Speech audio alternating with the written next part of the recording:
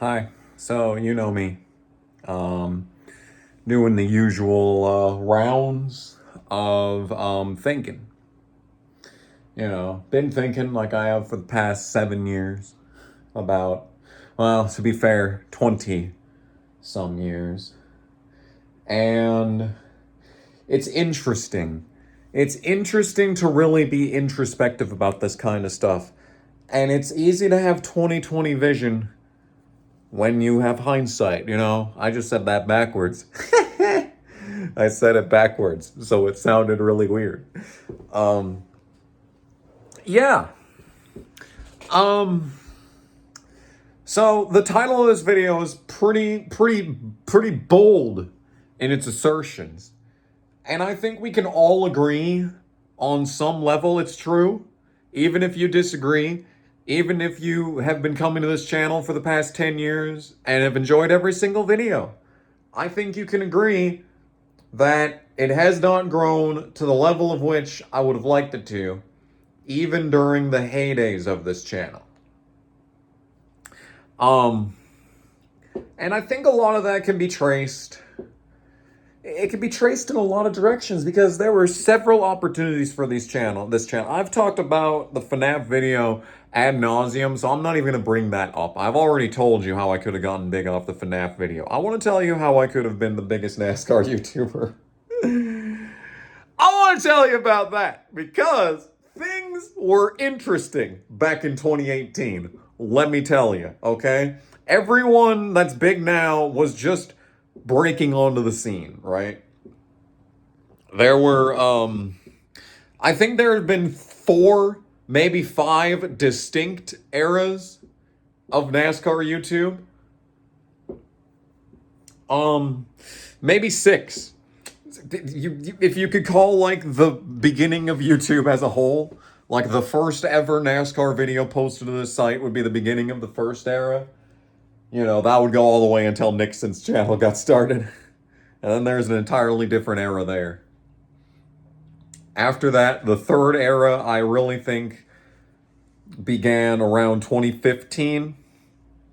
Because I'd been making videos for a while at that point. But there were a couple of others that were posting as well. It really isn't until we hit 2018 that things started getting really interesting in the scene. And you see, the thing is that I didn't even need really to rebrand. Because if you look at Eric, he rebranded. He was just a stop motion race guy who did occasional, he basically did the Tails and Kenny show, but with toy cars. Like, I'm telling you, man, me and Eric are way more similar than you'd think. It's wild. It's wild how eerily similar our channels are. And there's a reason why he succeeded and I didn't. The biggest reason is I am lazy. I know everything about making YouTube videos. I know everything about getting big on YouTube. I just don't care to get big on YouTube. Because you see, the thing that I could do to get big on YouTube right now is I could start a brand new channel, advertise it to the few people that do watch me, and if I could get 1,000 of the people who do watch me to watch every video on that new channel and make a bunch of shorts and have everyone watch those videos, like if those got 5,000 views each to start things off, I'd be getting recommended on the YouTube homepage. Like, immediately. It would be easy. It would be easy to do that. But you see, the thing is I'm content. I've got a real career. Possibly.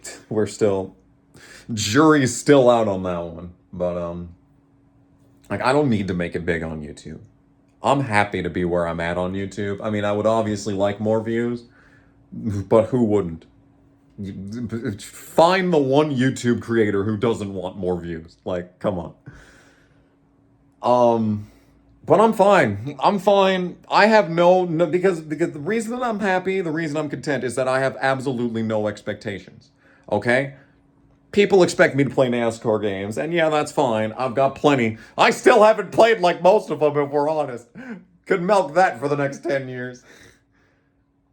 But I can play shit like Tokyo Jungle and have 100 people watching and be like, okay, at least someone enjoyed it. But fundamentally, I had so many opportunities to get big. And one of the biggest reasons why I failed in the NASCAR YouTube sense is that A, I cared too much, and B, I didn't care enough. Because you see, the thing is that everyone knows the opinions. I had Taco Bell. It was fucking great. Oh my god, dude, it was so good. There's those little tiny chicken. It's not the chicken chipotle, but it's like the little wraps that's just chicken and cheese and sauce. Holy fuck, those are good. Why is it so good? I got 2 of them and I'm like, oh my god, I should have gotten 5. They're so fucking good. I might have asked for extra cheese. That's probably the reason why they were so good, is I probably asked for extra cheese. Regardless, get it. Get it with extra cheese. Okay? That is my word of advice for today. Because you see, the thing is that I care too much, but not enough. Okay, so, as you all know, every opinion that I had pretty much in the NASCAR reviews was my real opinion, but over-exaggerated for the content, for the lulz, right?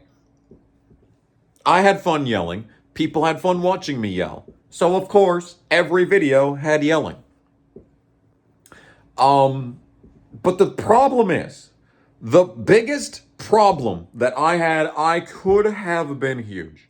I could have been up there with Eric, all right? And you want to know why? Because people eat that kind of stuff for dinner. Do you know why? Skip Bayless has a fucking TV show? You want to know why Colin Cowherd has a TV show? Radio show? Whatever the fuck you want to call it? Because it gets views. Because loud, obnoxious assholes get views. Why do you think the polls are on top of this fucking website? Obnoxious assholes get views. It's not that hard. And that's why I was getting views. I was getting some of the most views out of the NASCAR vlog channels. There were others. There were others before me, and there have been others after me.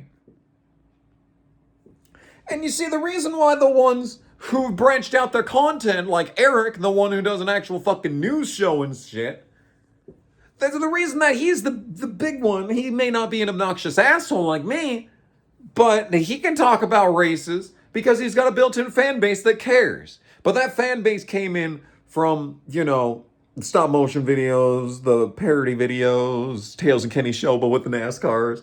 I love those parodies, by the way. He should I think he brought it back one time, and I'm like, motherfucker, what are you doing? This shit is gold. This is basically what the Tails and Kenny show is supposed to be. Unfortunately, I missed my target audience. There's a dartboard. There was a dartboard over there. I threw a dart trying to find my target audience. And I threw it that way, and somehow the dart ended up over there. That's basically how that went. But you see, the obnoxious asshole gets views, and the biggest mistake that I ever made was being my authentic self during the NASCAR Weekly podcast. When I went on the NASCAR Weekly podcast and actually acted in a manner in which I would have if I was just talking about racing with friends, that's why I failed. People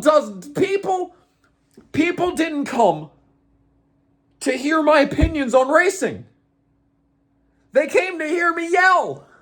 They came to see me call fucking Danny B a douchebag. I could never do that. I love Danny. He's great. I could never do that. That's why this channel failed. I had a rocket stuffed firmly inside of my rectal hole. A match lit, ready to, light the fuse. But my arm never got down far enough. I did not have the balls to light that rocket. Because I wanted to be taken seriously. That was the biggest mistake I ever made. You see, my entire channel's history, the entire history of my channel, you were never supposed to take me seriously. Okay? You were never supposed to take me seriously. From the start. Alright? Still to this day, if I'm honest. But I wanted to be taken seriously. I wanted to replace Mike Joy. I still do.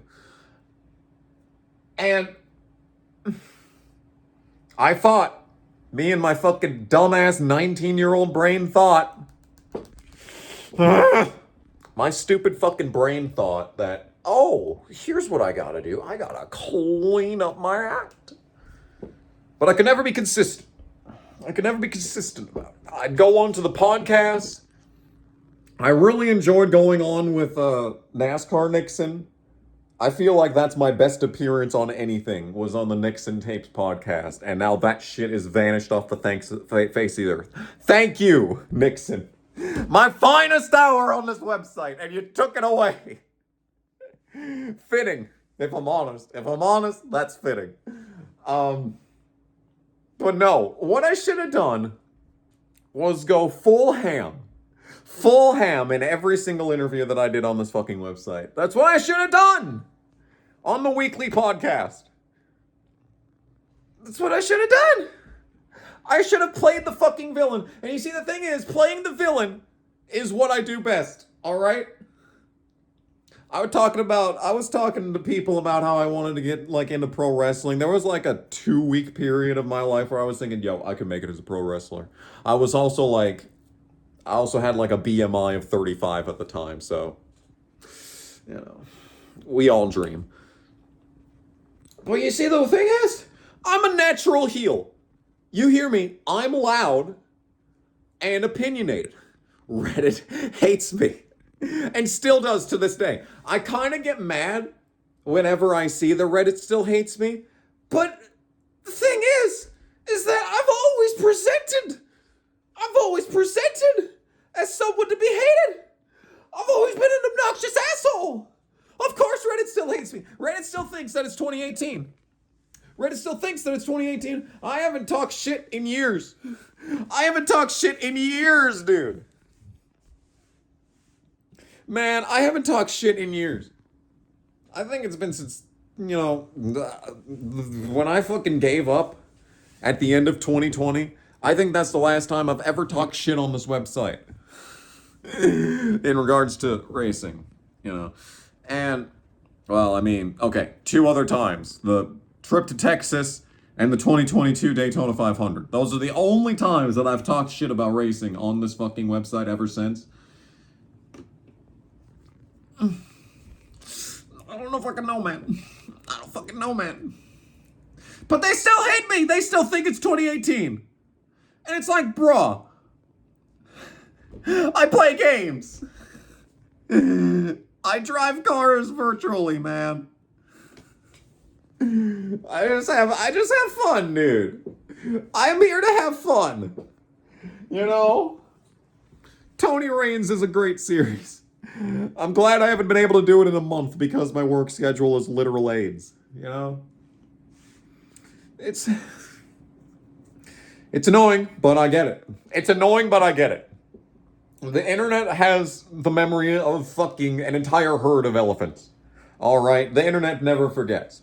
And you have one chance to make an impression on the internet. All right? One chance. And then from there, it's over. It's over after that first time. You don't get a second chance. Unless you want to completely start over. An entirely new identity, I'd cut my hair, shave, get a fucking nose job or something. Be like, My name is Gamakazi Kames. Welcome to the Serious Racing Review channel. Today, we're talking about the difference between a NASCAR pit stop and an IndyCar pit stop. Let's go to the cutaway car. That's the problem. I didn't go in. And the reason I didn't go in is because the second that we were gaining momentum, like, I was regarded at the same level as the podcast guys. And the podcast guys, they're great. I love all of them. But you see, the thing is that separates me from them is that the only one that kind of hams it up is Black Flags Matter. Darian is great. He's a fucking genius. He took PR classes, ladies and gentlemen. He is a marketing genius. You have no idea. Darian is so smart, guys. I'm not even just saying that. He is a genius. He's so good at what he does. He deserves way more credit than he gets. But even then, does he really? He makes ambiguous tweets. Oh man. Oh, that's edgy.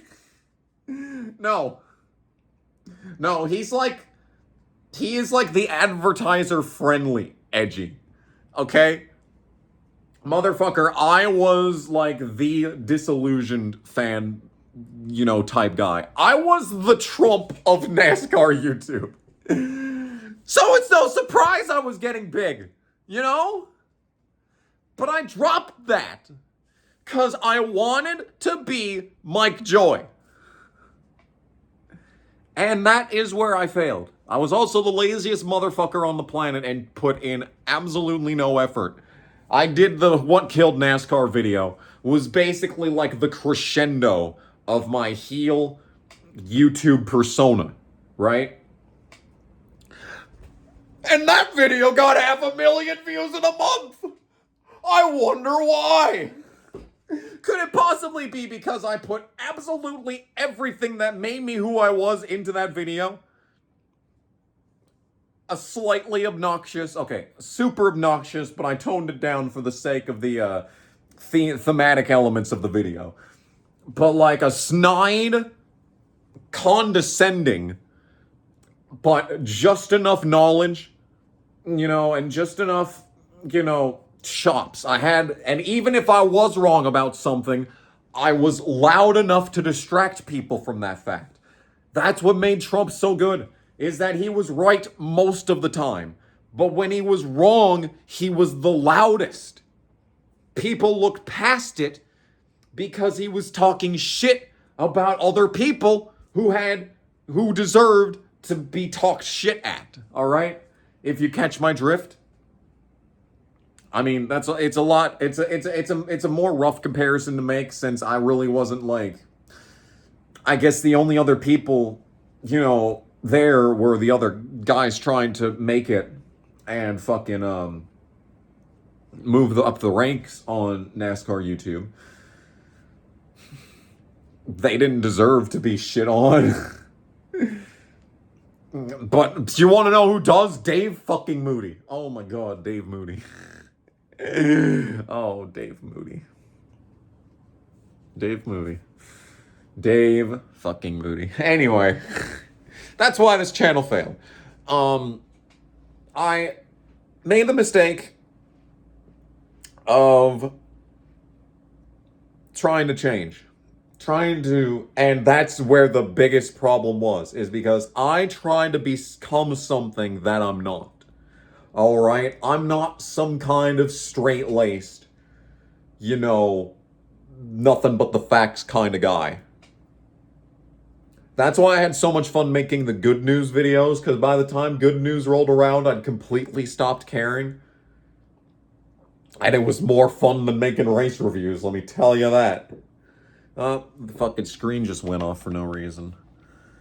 And now the fucking yellow, the piss filter, the blue light filter. Whenever the screen turns itself off, the blue filter turns off. So I have to go all the fucking goddamn way out here in the fucking living room that still has a bunch of fucking boxes from when I moved in because I'm too lazy to take them to the garbage. But I really don't want to get rid of any of them because all of these boxes are really good boxes. I mean, look at the structure of some of these fuckers. Like, these ones are rock solid. They got really good tape on them. Some of these are big. These snacks.com boxes are sturdy as fuck. So I gotta fucking put these blue light glasses on. Kamikaze Games in glasses. Is this the first that I've ever had these on the channel? Yeah, they're just blue light. You can if I put this up against like can there you go. See? They're yellow. You can see how everything gets yellowed on the side there? See that shit? Fucking crazy, isn't it? These things, I bought these like a year ago, back when I was on nights full time.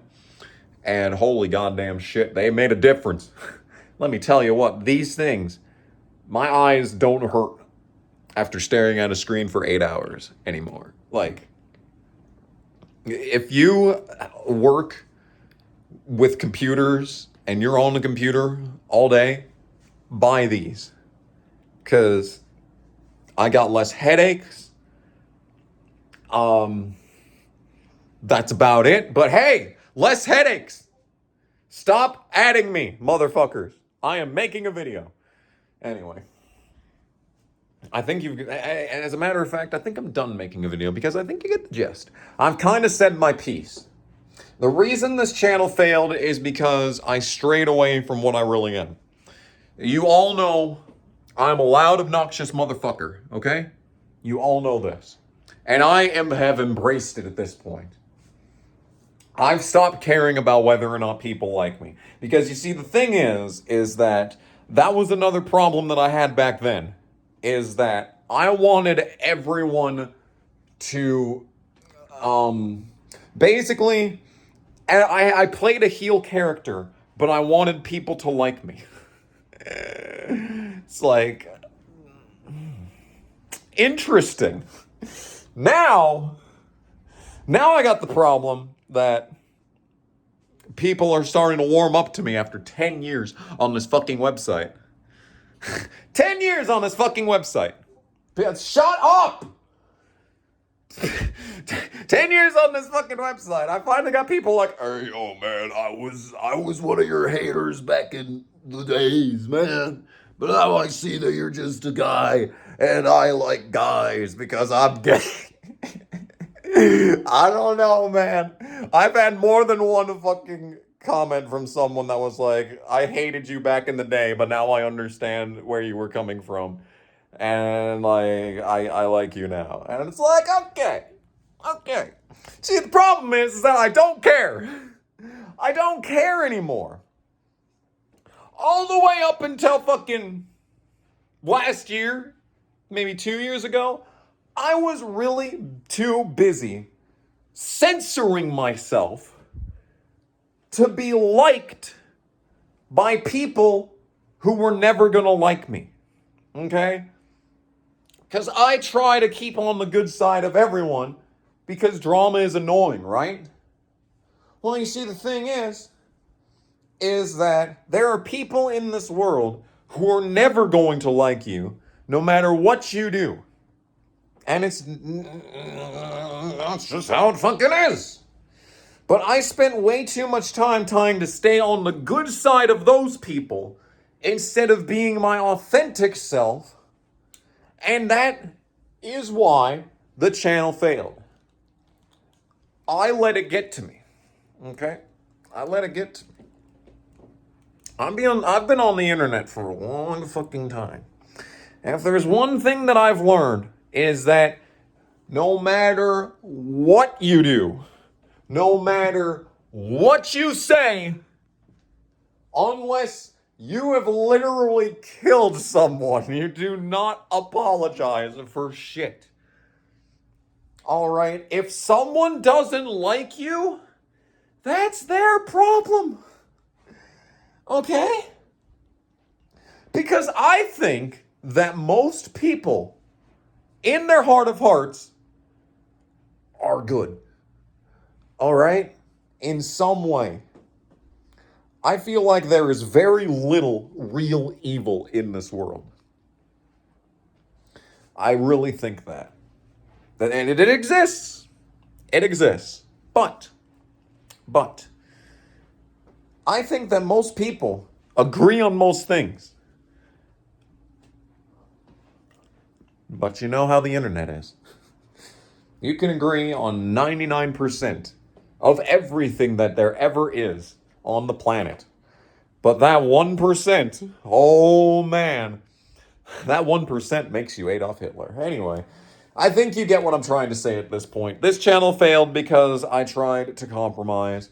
I tried to make an impossible compromise between my authenticity and the structure of this content. The fire. The fire that was behind this content. The 2016 energy that I've talked about for years, dude. For years. Okay. All right. 2016 energy. Will we ever get it back? No. But you gotta make 2023 energy. I've said that more than once. All right? Because there's no point in looking at the past with, all the reverence in the world. Because there's no way to go back. There's no way to go back, motherfucker! You can only go forward. So, we'll never be able to get 2016 energy back, but 2023 energy, 2024 energy, you shut up! You make that energy. I'm going to stop this video because whenever I'm recording, everyone wants to talk to me. I've got fucking eight Discord notifications since starting this recording. So it must be pretty fucking important. All right? Thanks for watching. I'll see you in whatever it is that I do next. Bye!